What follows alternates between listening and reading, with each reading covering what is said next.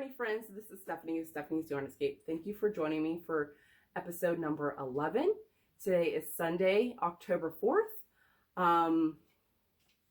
This is a crochet podcast all about crocheting and all yarny things that I find myself getting into. So thank you for joining me along my yarny adventure. Grab yourself a beverage. Today I'm drinking, got it from my local Walmart. It's by Bigelow. It's toasted coconut and almond bark black tea. I'm usually not a coconut kind of person. In some cases I like the taste of coconut. But this is actually really good. It's just a hint of coconut, so it's not too much. So it's quite tasty, and I add a little bit of sugar and skim milk, and it's actually quite perfect. It's very delicious. Okay, so, excuse me. We're just going to go ahead and get into things. I have a few things to show you guys.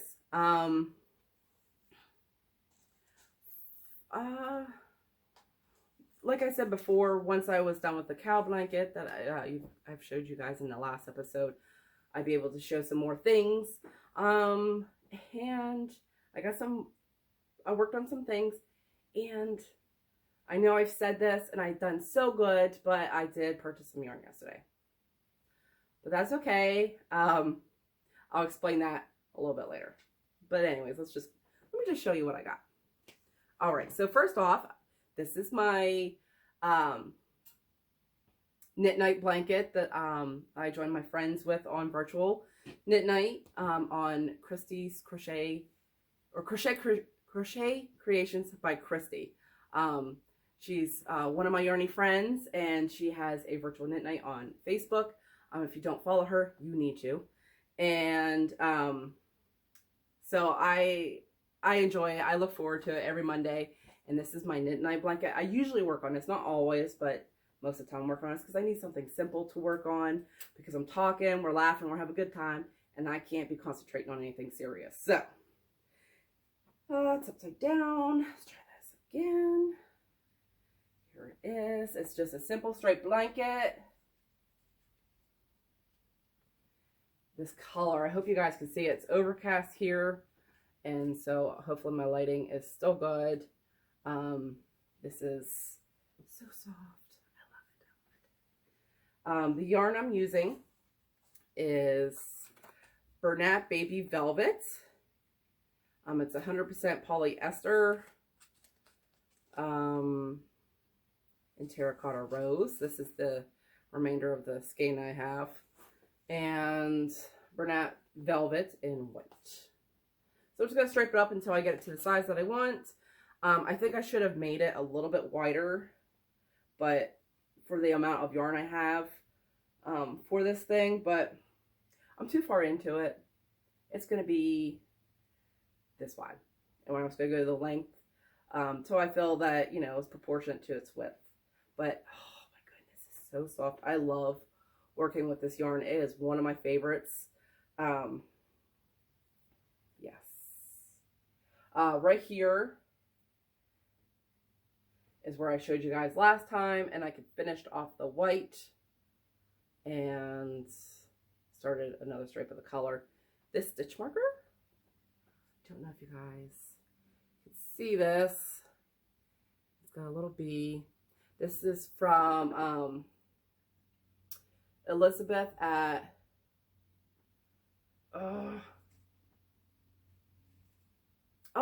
what is her name? Elizabeth from, I'm drawing a blank. I'll be sure to link her below. Oh my goodness, that's going to drive me insane.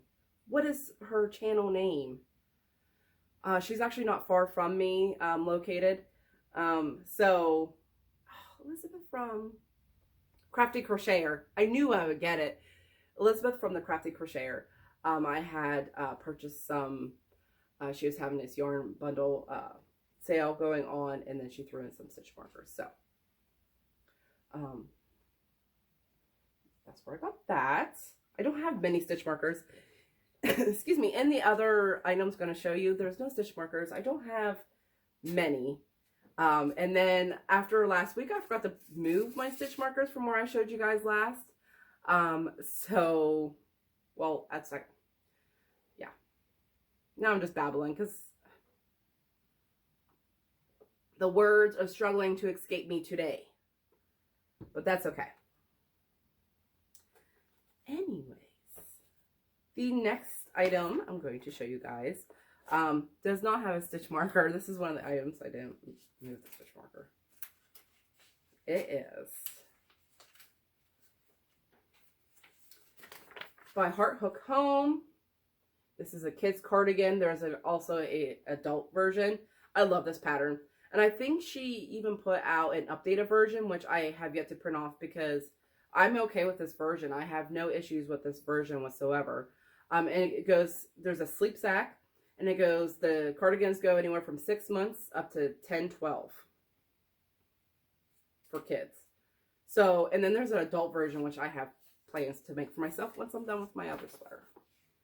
But this one here, I haven't made some kid sweaters a couple months ago, 3 different sizes, and I had a friend that purchased the 2 bigger sizes that I had, and when she come over to pick it up, we discovered that the bigger size was still not quite big enough for the person that she was purchasing it for, so she asked that I make another one size bigger, so that's what I'm doing for her. Same color as the one she was going to get. Oh, let me see here. What's happening? Okay. So when I showed you guys last, I was only, this is the back. I was only probably about this far. Not that far at all. I have since separated for the sleeves. I got holes for the sleeves. I got the hat finished last night. It's hard to hold because it's kind of, it doesn't have sleeves. So it's kind of hard. Okay. On the struggle bus here. But right here, it just needs arms. I attached my yarn for the armholes to attach the arms. I need to weave in some ends and do the ribbing around the front and the hood, the hat. So yes, this is size 10, 12. Love this color. I hope you guys, let me switch around. I hope you guys can see this. Oh, this color is gorgeous. The yarn I'm using for that is Yarn Bee Soft and Sleek Low Pill Fiber in the colorway French Lilac. This color line, I've said it in the past, it's one of my favorites. Actually, when I was at Hobby Lobby yesterday, I was thinking about getting it's like a mustard yellow kind of color because that seems to be the color of the year. Everyone's got mustard yellow on. But I didn't. I'll show you what I did get though. But yeah, just love this color. It's like a dusty purple. So I should have that finished either tonight or tomorrow night. The person that purchased it off me, she kind of lives in the area, but she also lives at where she works in another state. So she's here for a few weeks and then she goes over there for a few weeks. And I think she's going back this Saturday, and I want to have it done for her for then. So if I don't have it on hand to show you guys, I'll be sure to show you a picture. So yeah, we'll see how that goes. Highly recommend the pattern because it is very simple. Like I said, she sent out an updated version. I'm not sure what the updated version is, but I have no issues with this version. So yeah, I'm probably going to just keep it. So, and the other project I have worked on, which I haven't showed you guys for a few weeks, but I got a little bit of progress on it, is my first ever pullover sweater. So, let me show you. Blurred Lines sweater. Oh, and I forgot to tell you, the pattern for the kids sweater is a pay-for pattern on Ravelry. I always struggle saying that if I don't slow down to say it. Ravelry. I'll be sure to link it down below. This is also a paid-for pattern that I purchased off of Ravelry. It's Blurred Lines by Deanne Ramsey. This was a very popular sweater that I saw that was going around for a while. The Cozy Cottage Crochet did one, and that's what inspired me to do it. I was watching a past episode of her a while ago, and I was like, you know what, I need to do this sweater. because I need something that I need to challenge myself in. And she's doing a make-along too, a year-long make-along for her channel, Mission Impossible, I believe. So I'm hoping to be entered into that by the end of the year is my goal, which may be possible, depends on how much I get to work on it. But I did get to work on it last week. I showed you guys I had just separated for the sleeves. Let me just show you in whole. Here it is. So yes, there are some errors in this. I'm not going to lie. Like, I don't know. I'll show you guys. I don't know if you can see this. Do you see that ridge here? I don't know what I did. And I have a few spots that I've done that on. You can see them. I don't know, because I watch TV when I crochet, because usually I crochet when my daughter goes to bed. And if I'm watching something really, really good,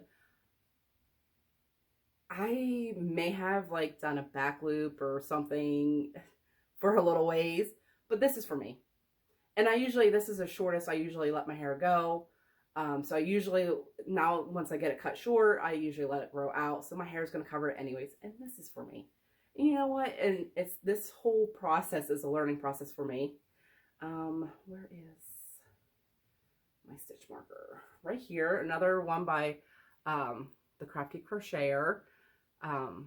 She gave me like 5 or 6 of them or something. And so yes, I have a few others, but I don't have many. So I made a few rows down.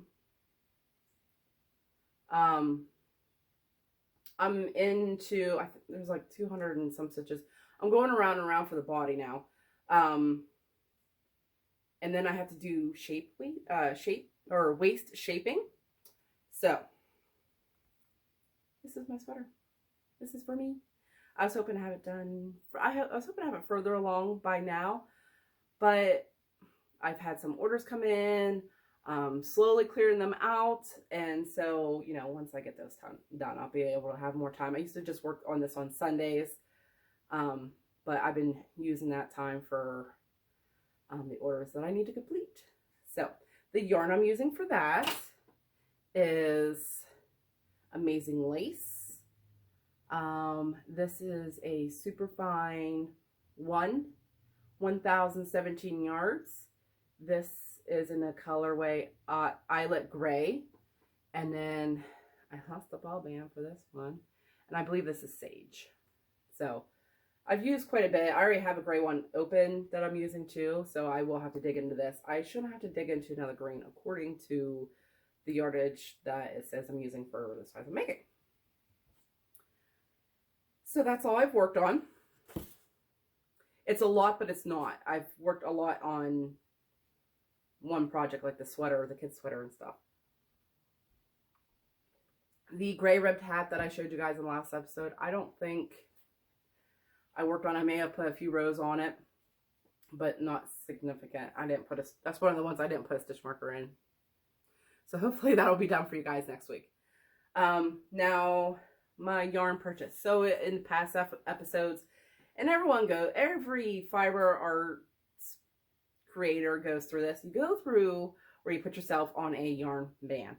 No yarn is to be coming into your home. And I put myself on that because I have a large collection of yarn. And there's nothing wrong with that. I like variety. You never know what you're in the mood to use, and I like the options to use what I feel like using at the time. But me and my family went over to another town over where the Hobby Lobby is. My closest Hobby Lobby is about 25 minutes away or so. And we went over there to eat at a restaurant, and we stopped at Hobby Lobby. And I decided I was going to purchase a little bit of yarn. I recently did a poll on my Facebook business page for the people that, you know, place their orders, purchase the items that I'm making. I did a poll. I wanted to see what they wanted to see me make. I want to know what they wanted. Blankets, hats, scarves, amigurumi, kitchen sets. I wanted to see what they wanted. And shockingly, they wanted the kitchen sets. That was the highest voted one. The dishcloths, the hand towels, stuff like that. I don't make a whole lot of that stuff. So my cotton yarn collection is limited. So with that being said, I wanted to provide to them some kitchen stuff that they could choose from. So I went in yesterday. I wanted to get some cotton to build up some of my cotton stock. So that's what I did. I found the Yarn Bee Sugar Wheel Cotton in solids. And I got a few skeins of that. They are a 3 light, 100% cotton, 335 yards. So I can get quite a bit. Like, I was thinking of doing a set of like 4 coasters, 2 washcloths, and a hand towel kind of set. So I should be able to get that, if not close to it, if I mix and match. But anyways, this one here is called Merlot. This one is called Snow Capped, which is just a white.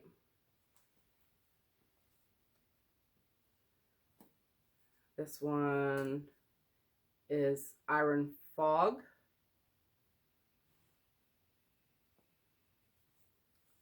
This one is Soft Gardenia, which is just an off-white. This one, I really like this color. Nutmeg. And Pacific. I love this color too. It's like a muted teal. And Overcast, which is just a light gray. So yeah, I figure if I can mix and match some colors for some sets, I should be able to get a few sets out of these, no problem, and be able to give the people what they want, right? So that's all I'm working on. I feel like I sped right through that, which I sometimes do, but that's okay. I don't have a ton of progress on things. If you would like, I do have a makers group that's linked to my YouTube. It's called Stephanie's Yarn Escape Makers Group. I'll be sure to link that down below. Come join us. I'm not as active as I would like to be on there. I was trying to do like a Whip Wednesday kind of thing. Forgot this past Wednesday, but that's okay. Share your things. Ask questions if you have questions about a pattern. I find inspiration by looking at everybody else's makes. Especially when I'm in a funk, I'm like, I don't know what to make next. You always have this long list of things that you want to make. But sometimes you get in a rut and you're like, I don't know what to start next, or, you know, you're just stuck. And when I look at other people, what they're working on, I find inspiration. I could spend hours looking at other people's makes. And I find inspiration, and then I feel like there's not enough time to make all the things I want to make. So come on over. Hope to be more active and sharing different things and all sorts of stuff over there. So other than that, thank you for joining me today. I appreciate everyone that's subscribed. If you're new, you know, thank you for spending some time with me. I really do appreciate it. And I will be back in 1 week to share some other things with you guys. I hope you have a great day. Bye.